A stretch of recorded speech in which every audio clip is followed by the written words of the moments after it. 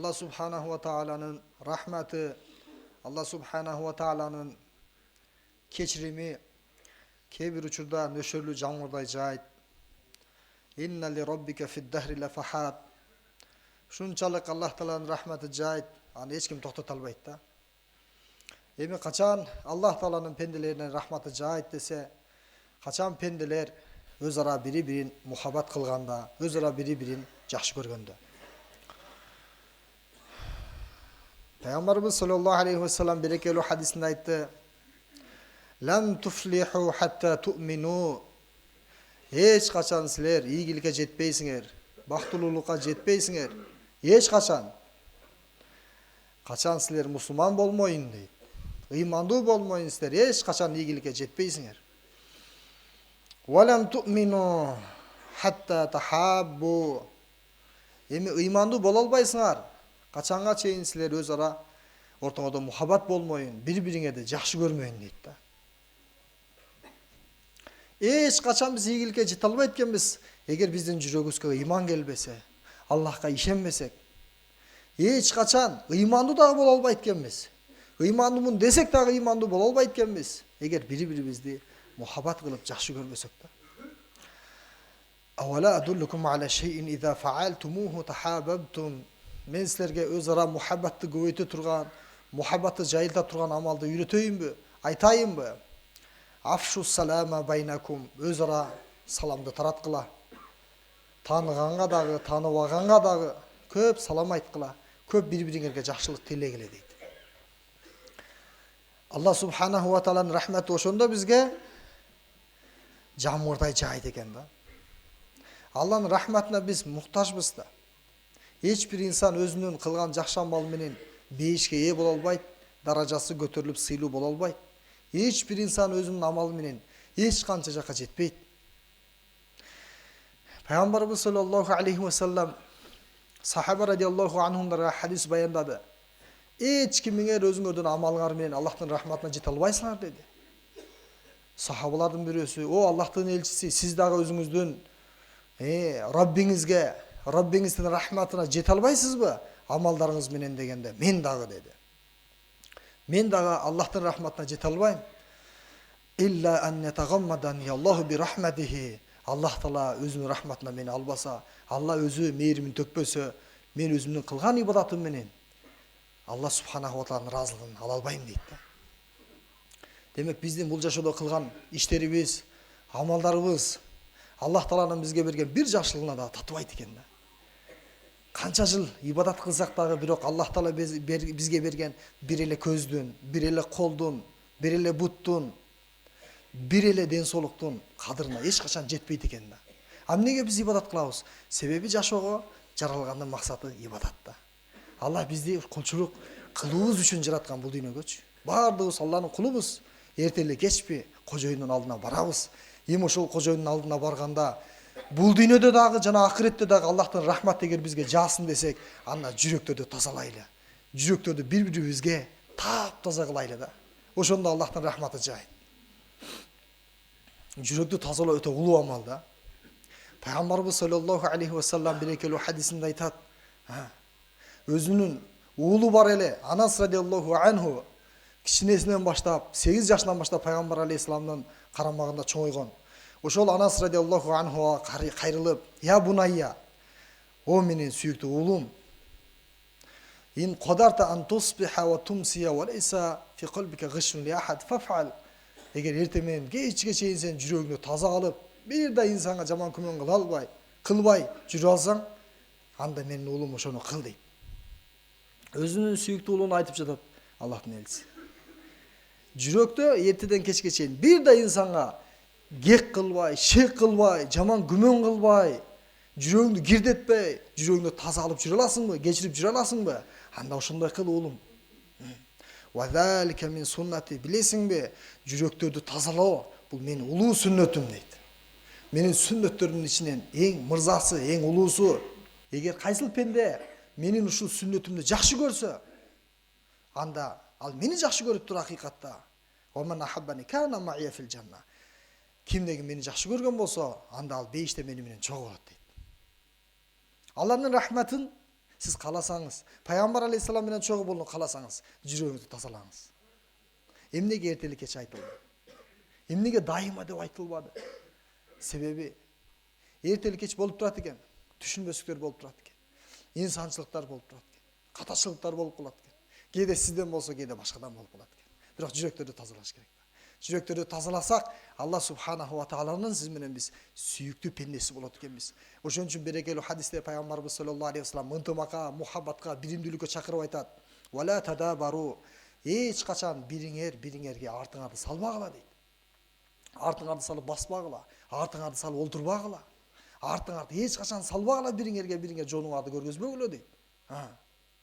Вала тахасаду. Вала табагоду. Силер эч качан бирөөңөрдү жек көрбөгүлө дейт. Эч качан жүрөктөн бирөөнү иренжип, жаман көрүс караш менен карабагын дейт. Эч качан бириңерге көрө албастык кылбагыла дейт. Анда эмне кылышыбыз керек анда? Бирөөгө атуусу салган жокпуз. Бирөөнү сиз менен жек көргөн жокпуз. Бирөөгө көрө албастык кылган жокпуз. Анда кандай кылышыбыз керек? Кантип өмүр өткөрүшүбүз керек десе, бештик сыфаттар менен өмүрүбүздү өткөрүшүбүз керек экен. Ошол бештиктин сыфаттарынын бири вакуну ибадаллахи ихвана. Аллахтын бир туган пендеси болгула дейт. Баарыбыз бир туган экенбиз да. Чоң кичине, арапажам, аял эркек, баардыгыбыз бир туган экенбиз. Баардыгыбызды тең Аллах Таала Куранда бир туган деп атаган да. Худжурат сүрөсүндө иннамал муъминун ихва. Баардык ыймандуу пенделер бир тугансыңар дейт. Фа аслиху байна ахвайкум. Болгону силер тууганчылыкты ортодон бекемдеп турсаңар, тууганчылык бекемделет, бир туган бойдон каласыңар дейт. Биз бул дүйнөдө дагы бир туганбыз, ахиретте дагы бир туганбыз. Биз баардыгыбыз Аллах Тааланын пендесибиз. Илнека ласта би хайрин би ахмар ва асвада. Кызыл болуп, же кара болуп, же өң түсү менен Алланын алдында артык боло албайбыз. Алланын артында Аллах Тааланын сүйкүмдүү пендеси боло алабыз. Качан ынтымак болсо, мухаббат болсо, бири-бирибизди жакшы көрсөк. Ошондуктан сиз менен биз ар дайым жүрөктөрдү тазалап, бири-бирибизди кечирип, бири-бирибизге жакшылык каалап жашашыбыз керек экен. Бул дүйнө кыска жашоо. Көз ирмемчилик өтүп кетет. Дүйнө ахиреттин жашоосуна салыштырмалуу деңизге бир ийнени салганчалык дейт да. Эми деңизге бир ийнени салсаңыз канча жугат? Эч канча жукпайт. Ахирет жашоосуна салыштырмалуу бул дүйнө жашоосу жашоо эмес. Аллах Таала бул дүйнөнү жараткандан бери бир да жолу назар салып караган эмес. Ад-дуnya mal'unatun, өзүнүн рахматынан үзүп койгон, дүйнөнү өзү жараткан, дүйнөнүн кожоюну өзү, Раббиси Аллах. Бирок Аллах Таала дүйнөгө назар салган эмес.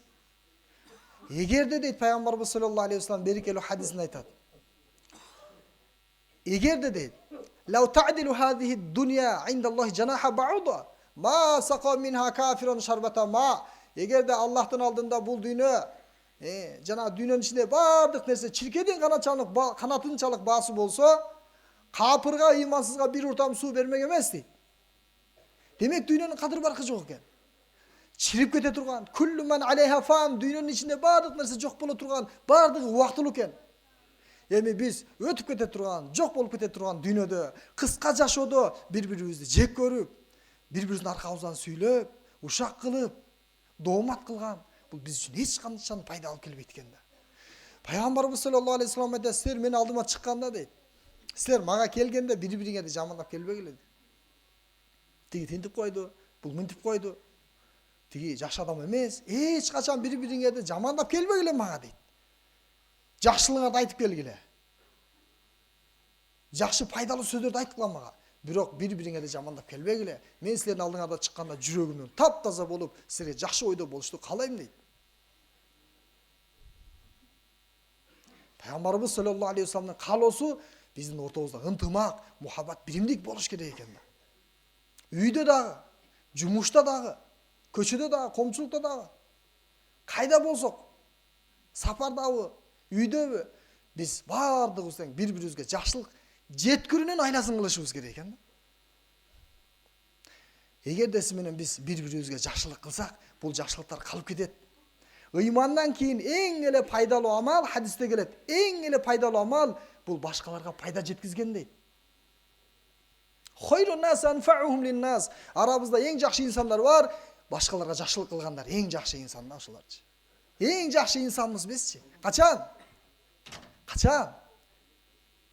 Бирөөгө жакшылык кылсак, канчалык Алланын алдында кадырлуубуз, канчалык жакшылык кылсак ошончолук кадырлуубуз да. Бирөөгө пайда жеткирип жашаш керек экен бул жашоодочу. Ким бир инсанды кубандырса, Аллах Таала ага 72 жакшылык берет дейт. Бир эле жакшылыгы өлгөнгө чейинки бүт дүйнө маселелерин бүтүрүп берет дейт да. Канча кыйынчылыктар болуп атат жашообузда, канча түшүнбөстүктөр болуп жатат. Ошонун бири, ошонун себеби биз бирөөлөрдү кубандырбай жатабыз да. Биз кубандырышыбыз керек.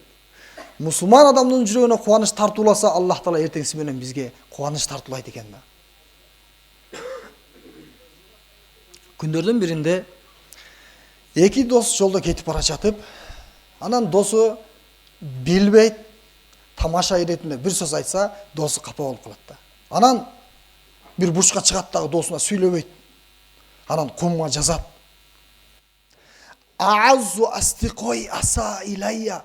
Менин досторумдун эң сүйүктүүсү мага жамандык кылды, менин көңүлүмдү оорутtu деп жазып коет. Кумга. Анан дагы кете берет. Жолдон кетип бара жатып, деңиздин жээгинде кетип бара жатышкан экен да. Бир маалда досу сыйгаланып, тайгаланып сууга жыгылып кетет да. Жанагы досу, жанагы жамандык кылган досу жата калып, жанагы досун алып чыгат да. Анан баягы досу суудан чыккандан кийин бир аз өйдүрөк басып барат. Каяка баратасың десе, ошол жерге барып бир аскага, ташка оюп чокулап туруп, анан Аазу астикой ахсана илайя.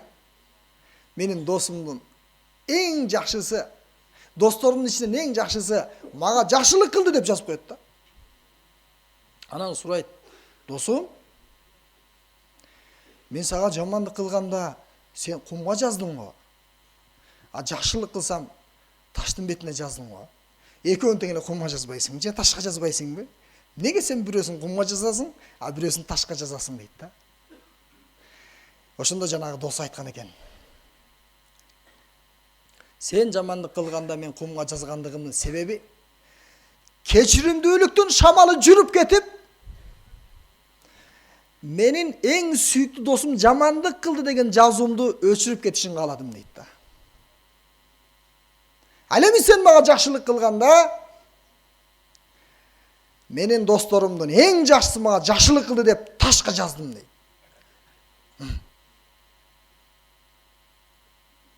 Жамандыктын, жек көрүүнүн, душмандыктын шамалы жүрүп кетип, ошол менин досумдун эң жакшысы мага жакшылык кылды деген сөздү жапса дагы кайра кум түшүп калат дейт. А бирок жанагы сөзүм түбөлүккө калат дейт. Көрдүңүзбү? Ошондуктан диндеги улуу алымдар айтат: "Узкур ихсанан нас илейк, ва ла тазкур ихсанака лин-нас." Сен ар дайым элдердин сага кылган жакшылыгын эстеп жүр дейт. Менин айылдашым, менин жердешим, менин досум, менин кошунам, менин жакыным мага жакшылык кылган. Ар дайым эстеп жүр дейт.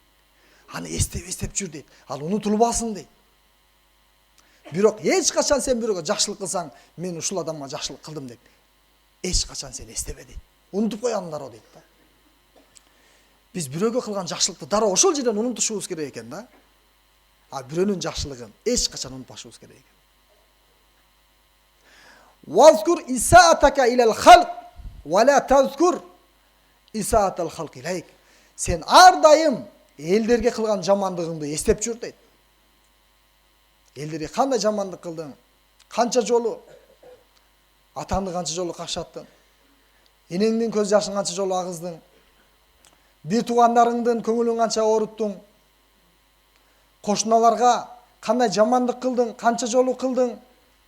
Досторуңа мамилең кандай? Аларга кылган жамандыгың, ар бирөөнө кылган жамандыгыңды унутпай эстеп жүр. Бирок элдердин жамандыгын ошол заматтара унут дейт. Биз дароо унутушубуз керек экен. Жүрөктү тазалап, бирөөнүн жамандыгын дароо унутушубуз керек экен. Ниет кылабызбы? Себеби бул айтылган сөздөр, бул сиз менен биздин жашообузду өзгөртө турган сөздөр да. Биздин жашообуз таттуу болбой жатат. Биздин жашообуз жыргал болбой жатат. Биздин жашообуз бейиштин ушундай жашоосунда окшошуп бейиштин жыты келе башташ керек эле. Биз бул жашоодо жүрүп эле эң мыкты жашоо өткөрүшүбүз керек эле. Эң тынч, жүрөк оорубай, кыжалат болбой, уйкусуз түндөрдү өткөрбөй, мемире уктап, бири-бирибизди көргөндө кубанып, сүйүнүп жүрүшүбүз керек эле. Бирок андай болбой жатат. Эмне үчүн? Бирөөгө кылган жамандыгыбызды унутуп, жакшылыгыбызды эстеп жүрөбүз. Бирөөнүн жамандыгын эстеп, жамандыктарын баарын унутуп койдук өзүбүздүкүнчү. Ошол себептен биздин жашообуз кызыктай өтүп жатат да. Өз жашообуздан өзүбүз дагы ыраазы эмеспиз да. Арабызда бирөө жарым эгер айткан болсо, мен өзүмдүн жашоомдон ыраазымын десе, анда сиз менен биз ал адамга белек беришибиз керек. Эгер өз жашоосунан ыраазы болгон инсандар болсо, анда алар олиялар аларчы. Алланын сүйүктүү пенделери, Аллахтын достолору, алар периште болоюн деп эле калган, пайгамбар болоюн деп эле калган. Бирок андай адамдар жок туугандар. Баардыгыбыз күнөөкөрбүз, баардыгыбыз ката кылабыз, кемчиликтүүбүз. Ал эми кемчиликти жойгон инсан эң жакшы инсан да. Ошого баарыбыз аракет кылайлы, колубуздан келет. Ва ида самиака мин ахика калиматан та лаха расака татахаттак. Эгер бир инсан сени капа алган болсо дейт, башын жерге салып кой дейт, өтүп кетет дейт ал. Ал сага тийбейт дейт. Көз жумуп кой деген сөз булчу. Бирөө бир катачылык кыл деп бир сөз айтып алды. Эми ал сизди капаалайын деп айткан жок. Ал ойлогон деле жок сиздин көңүлүңүздү ортайын депчи. Ал сизге душмандык деле кылайын деп ал план түзгөн жок. Болгону бир сөз айтса, ошол сөз сизге тийип кетти да. Кээде жакшы сөз да жаман болуп көрүнө берет да. Бир адамга жакшы сөз айтсаң деле жаман болуп каласың аягындачы. Ошондуктан эгерде бир адамдан сага жакпаган сөз угулса, анда көз жумуп кой дейт. Укмак салып кой дейт. Эгерде ваида балагака мин ахика ма ясуука фалтамислаху узр. Эгер сени бирөө капа кылып койсо, чындап элечи, жамандык жеткизип койсо, сенин жакыныңбы, ким болсо дагы сага бирөө зыян берип койгон болсо, анда үзүр изде дейт. Себебин изде дейт. Эмне үчүн бул мага ушундай мамиле кылды? Балким мен ошого татыктуумун. Балким мен дагы буга ушундай мамиле кылгандырмын. Бул жөндөн жөн эле ушу мени капа кылайын дебесе керек деп үзүрдү изде дейт.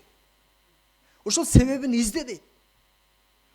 Фаинлам тажид лаху узр. Эгер эч бир себеп байкалбаса, анда сен ойлоп кой дейт. Ла лаху узр ла арифу. Мен ушу муну капа кылып алып, кайсыл бир себептен мен буга зыян берип алган окшоймун, мен унутуп да калган окшоймун керек болсо деп, ошондой ой жүгүтүп кой дейт. Ва иза аратта мин ахика ма такрах.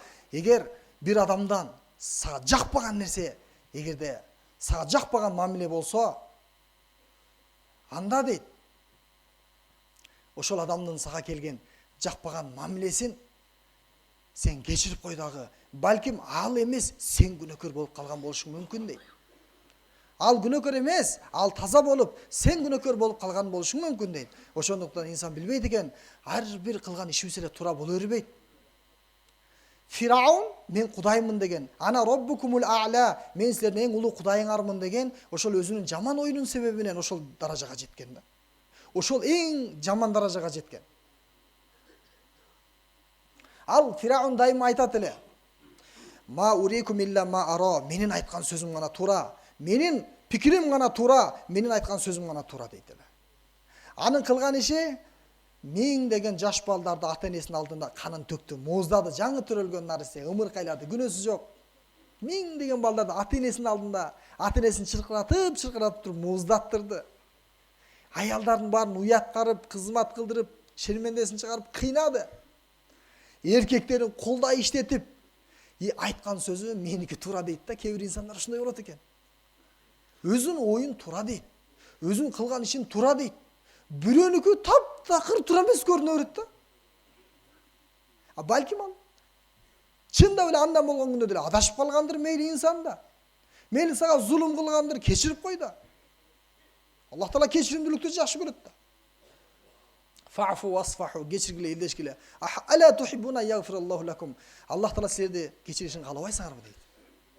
Ошондуктан биз сөзүбүздүн башында айткан элек, Алланын рахматы эгерде нөшөлүү жамгырдай жашын каласаңыз, сөзүңүзгө, үй бүлөңүзгө, тууган уруктарыңызга, айлыгыңызга, элиңизге, анда жүрөктөрдү тазалайлы. Алла үчүн кечирим сураганды үйрөнөлү. Мен Аллах үчүн кылган бардык кемчиликтен кечирим сурайм деп, бири-бирибизден кечирим сурайлы. Бири-бирибизге кечиримге дуа кылайлы. Бири-бирибизди жакшы көрөйлү. Качан биз бирөөнү урматтап сыйлай алабыз? Качан мен төмөнмүн, бул адам жогору десек, ошондо биз сыйлай алабыз. Ага чейин өзүбүзгө даража койсок, мансап койсок, мен авторитетмин, мен деген көзгө көрүнгөн адаммын, мен деген акылдуумун, мен деген түз жүрөм, туура жүрөм десек, анда биз бирөөнүн оюн сыйлай албайбыз. Анда биз бирөөгө жакшы мамиле кыла албайбыз. Ошондуктан баары жакшы, мен жаман. Баары будай, мен саман. Баары гүл, мен тикенек, эң начар менмин десек, чындап эле начар бизбиз да. Бирок өзүбүзгө көрүнбөйт. Ошого биз өзүбүздү төмөн алсак, Аллах Таала биздин даражабызды көтөрөт да. Биз өзүбүздү төмөн алсак, көлчүктө көрүнгөн жылдызга окшойбуз. Көрүнүштө акыйкатта асмандагы жылдыз болобуз да. Качан төмөн алсак, эгер өзүбүздү көтөрсөк, эмнеге ага дайыма жакшылык кылсам, мага жакшылык кылбайт деп капа болсок, тарынсак, наразы болсок, башка бирөөлөрдү кечире албасак, анда эң жаман ошол бизбиз да. Жүрөгүн тазалабаган инсан эң жаман инсан да. Карасаңыз, жакшылыкка жетиш өтө кыйын. Адамдар түнү менен ибадат кылып, тахажжуд намазды окуп, өтө кыйын бул. Уйкудан туруш керек, ажылыкка барыш кыйын, умрага барыш кыйын. Тура эмеспи? Же оңойбу? Канча каражат керек, канча энергия керек, канча ысык суук баштан өтөт. Сиз менен биз Куранды мисалы ай сайын Куранды баштан аяк бүтүрөм десең, ошого аракет кылсаң, өтө сонун амал. Бирок кыйынчылыктан кийин, көп машакаттан кийин, уйкусуз түндөрдөн кийин сен ошого жетесиң. Иштериңди, жумуштарыңды калтырасың, анан ушул жакшы амалды кыласың, Куран окуйсуң, ажылыкка барасың, умра кыласың, жана башка жакшы иштерди кыласың. Бирок карасак, ушундай амалдарды кылгандар көп. Бирок бирөөнү кечире албайт ошол инсандарчы.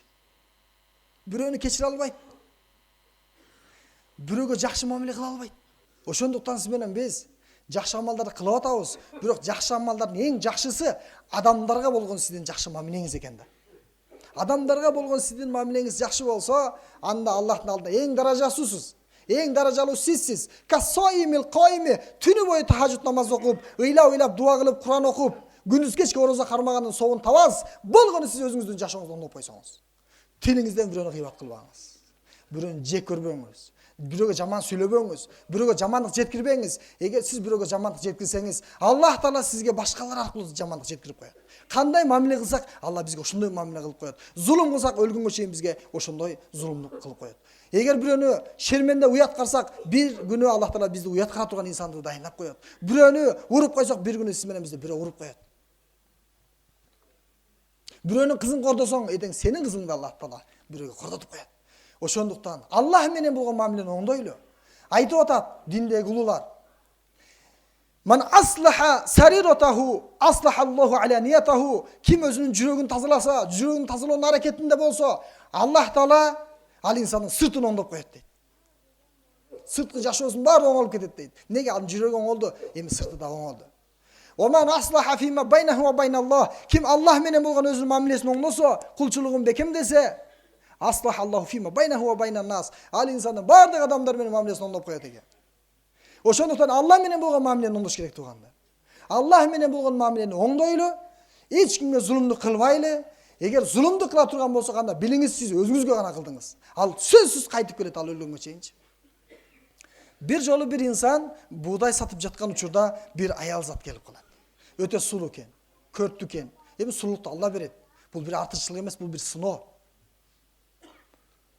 Буудай алайын деп барса, буудайыңыз барбы десе, буудайым бар дейт. Ана мага 1 килограмм буудай берип коесузбу десе, буудайларды көрдүңбү? Ушул буудайлардан дагы жакшы буудай бар үйдө болгону деди да. Чындап эле бар экен үйүндө. Бул буудайдан жакшы экен, кымбат экен.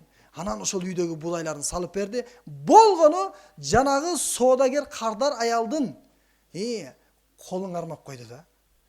Ага назар салып, ага кумар көз менен карап, колун кармап койду эле. Башка эч нерсе кылган жок. Аял кетип калды. Ал бирөөнүн аялы, бирөөнүн кызы. Анан үйүнө барса аялы ыйлап отурат. Ой, аялым, эмне болду сага? Ким ыйлатты сени? Өзүнчө эле боорукер. Ошондо айтат, күнүгө бизге жанагы суу ташып берет эле го. Чоң жана флагилер менен анан бизге суу куюп берет эле, биз анын тыйынын берет элек. Ошол дейт. Аябай жакшы адам көрүнөт эле, аманатчыл көрүнөт эле. Бүгүн бирок кыянат кылды. Сууну куюп жатып, мени карады, көзү менен кыянат кылды. Качып кетейин десем, ошол жерде идишин жанында турган элем. Колунан да кармап алды дейт да. Ошондо жана инсан отуруп алып ыйлаган экен да. Дакка бедакка. Мамилеге жараша мамиле болдук. Я Алла деп ыйлап тоо кылып, эми бүгүндөн баштап, эгер мен мындан жаманын кылганда Аллах Таала менин үй бүлөмө мындан да жаманын кылмак экен деп, көрдүңүзбү туугандар, бирөөнүн көңүлүн ооруткан, бирөөнүн намысына тийген, бирөөнүн көңүлүн чөктүргөн, бирөөнө төмөн, сен эч ким эмессиң, сен колгон эч нерсе келбейт, тинтип коем, мынтип коем деп эч качан бирөөгө корс мамиле кылбайлы туугандар. Өзүңүзгө Аллах Таала кылдырып коет да. Алладан коркойлу биз. Андан көрө келиңиз, бирөөгө күчүбүздү көргөзгөндөн көрөчү. Шайтанга күчүбүздү көргөзбөйлүбү?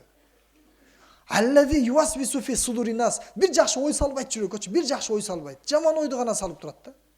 Шайтан азгырып турат, кан менен жүгүрүп турат. Келиңиз ушу шайтанды жеңеличи, андан көрө көптөшүпчү. Бири-бирибизге жардам береличи. Шайтандын жолун ээрчип кетпейличи. Вала таттабиу хутуати шайтан. Шайтандын жолун баспагыла десе, басып кетип атабыз. Эмне үчүн? Ыйман алсыз. Ыйманды кантип бекемдейбиз? Ыйман сөзүн угуу менен бекемдейбиз. Алла жолуна чыгып бекемдейбиз. Алланын үйүнө чыгып, Алланын жолуна чыгып, пайгамбарыбыздын баскан жолун басып, ыйман жолун сахабалар кандай үйрөнгөн? Сахабалар кыйналып үйрөнгөн. Важадна хойрул хойри фи шадаид. Биз ыйманыбызды бекемдедик. Жакшылыктын эң жакшылыгы бул ыйман. Биз ыйманга жеттик кыйынчылыктын аркасынан дейт. Адыр-адыр тоолорду ашып, өрөн, деңиздерди, дарыяларды басып өтүп, кечип өтүп, көптөгөн кыйынчылыктарды көрүп, ысык суукту көрүп, элдерге жакшылык каалап жатып, элдерге Алланын рахматын какылап такылдатып жатып, алар айтат, биз ыйманга жеттик дейт. А биз болсо ушул ыйманыбыз алсыз болгон себептен бүт алсыздык. Бирөө айткан экен, устаз, мен аялыма болгон мамилем оңолбой жатат. Бир туугандар менен мамилем оңолбой жатат. Апама, атама болгон мамилем оңолбой жатат. Ишим жүрүшпөй жатат. Проблема толуп турат дегенде, ошондо устаз айткан экен, куллу залика мин дафил иман. Бир тууганым, ыйманыңыз алсырап кетиптир дейт да. Ыйманыңыз алсырабаганда ушундай акыбалга келмек эмессиз. Бул Алланын азабы дейт. Ошондуктан туугандар, ыйманды бекемдейли, Алла жолуна чыгайлы. Алла субханаху ва тааланын ушундай рахматы түшкөн пайгамбарлар баскан жолго чыгып, ыйманыбызды бекемдейли. Ыйман оңолгондо көрөсүз өзүңүзчү. Көзүңүз дагы, кулагыңыз дагы, колуңуз дагы, бутуңуз дагы контролго түшүп, ачууңуз дагы контролго түшүп, сиз адам болуп каласыз. Ахлагыңыз оңолот, ибадатыңыз оңолот, эл менен Аллах менен болгон мамилеңиз оңолот, дүйнө ахиретиңиз оңолот. Аллах Таала бардыгыбызга эки дүйнөнүн жакшылыгын берсин, эки дүйнөнүн жамандыгынан сактасын.